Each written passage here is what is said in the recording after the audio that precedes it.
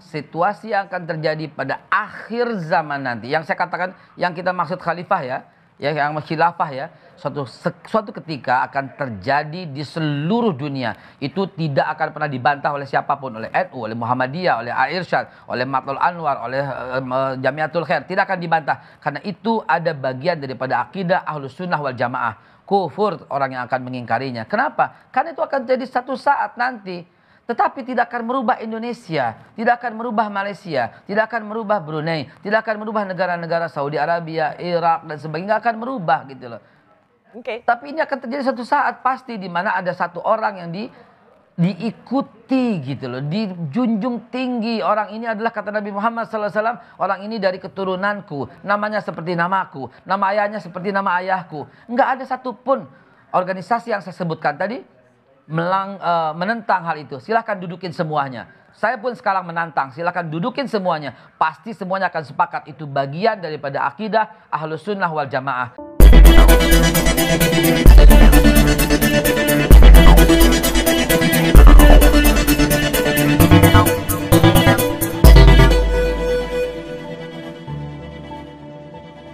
Tapi sebelumnya teman-teman, silahkan subscribe dulu bagi yang belum subscribe.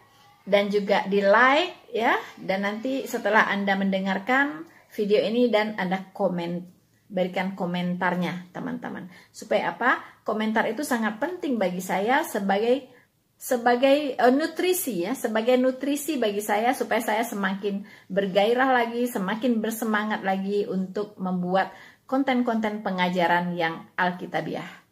Ya. So teman-teman, bagi teman-teman yang belum menekan lonceng ya di channel Noverina Solihin, silahkan teman-teman tekan dulu. Supaya apa? Supaya video-video terbaru saya bisa update terus ya. Jadi teman-teman tidak ketinggalan dengan video-video saya berikutnya ya. Teman-teman, One World Religion itu nyata teman-teman. Itu bukan wacana, itu bukan asumsi, itu bukan opini, itu bukan karangan bebas, bukan ya. Dan organisasi itu memang ada, namanya adalah World Peace Foundation, Yayasan Perdamaian Dunia, begitu ya. Itu memang benar, memang ada. Anda bisa buka di Google. Kalau saya sudah mendengar ini sudah beberapa tahun yang lalu, karena kami di gereja suka membahas tentang eskatologi, tentang akhir zaman. Jadi sudah lama sebenarnya tahu tentang rancangan ini, begitu ya. Akan adanya One World Religion ya, One World Economic, One World Politik ya. Bahkan One World Economic akan ada satu mata uang dunia ya. Kalau hari ini Eropa itu sudah punya satu mata uang yang sama. Jadi seluruh negara Eropa mata uangnya satu, yaitu euro. Nanti akan dicanangkan ini mata uang Asia. Akan ada satu mata uang nanti. Semua benua ini, benua Eropa satu mata uang, benua Asia satu mata uang, ya, benua Afrika satu mata uang, benua Amerika satu mata uang, ya kan? Nah, akhirnya nanti akan digabung menjadi satu mata uang dunia. Ya, akan muncul lagi satu mata uang dunia. Teman-teman, dan akhirnya ada satu sistem ekonomi dunia. Semua akan mengerucut ke sana, ya, sama dengan agama. Agama Kristen disatukan dulu, ya. Agama Kristen bagaimana cara menyatukannya? Yaitu dengan konsep satu tubuh Kristus, ya. Satu tubuh Kristus itu dianggap adalah Kristen seluruh dunia. Iya kan? Satu tubuh Kristus. Padahal Alkitab jelas mengatakan bahwa tubuh Kristus itu adalah satu jemaat lokal. Ya.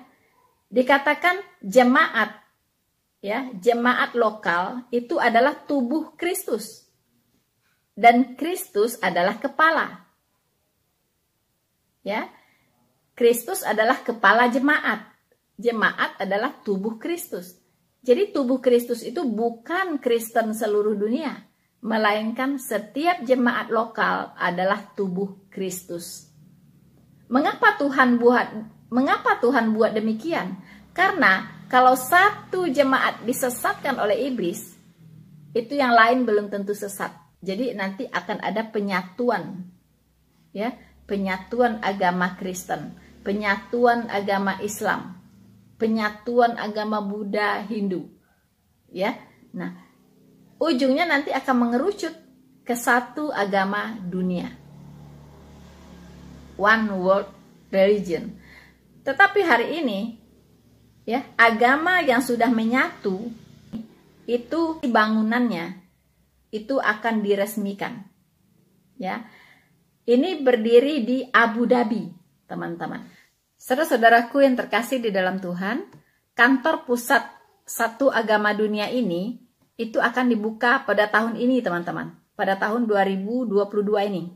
Kantor pusatnya itu disebut sebagai Rumah Keluarga Abrahamik, ya, dan sedang dibangun di sebuah pulau di timur tengah kota Abu Dhabi, ya.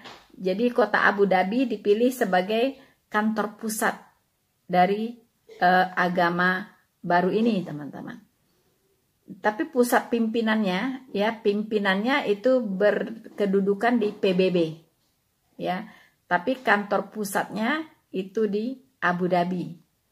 Nah, markas tersebut bekerja sama, ya, dengan Paus Fransiskus, ya, mewakili Katolik dan pimpinan dan pemimpin Muslim Sunni, yaitu Syekh Ahmad Al-Tayyib.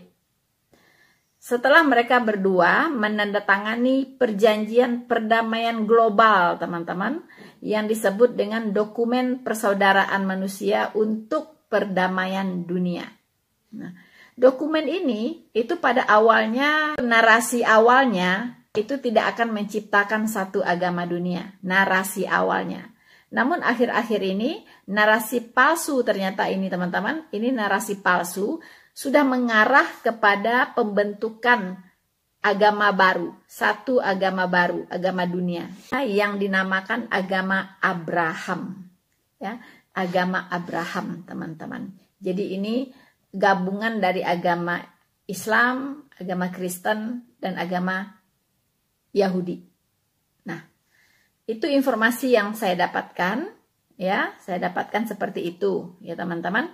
Nah, nanti seperti apa sih rancangan secara keseluruhan dari antikristus ini di akhir zaman, ya? Baiklah, saya akan menampilkan sebuah tayangan pembahasan tentang hal ini, teman-teman. Pemaparan tentang akhir zaman yang berhubungan dengan antikristus dan rancangan-rancangannya menuju satu agama dunia, satu politik dunia, dan satu ekonomi dunia. Selamat menyaksikan.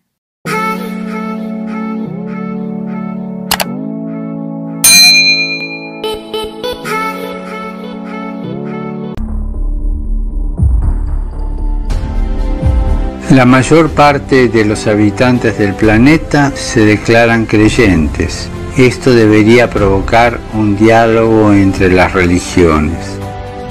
No debemos dejar de orar por él y colaborar con quienes piensan distinto. Confío en Buda. Creo en Dios. Creo en Jesucristo. Creo en Dios, Alá. Muchos piensan distinto, sienten distinto, buscan a Dios o encuentran a Dios de diversa manera. En esta multitud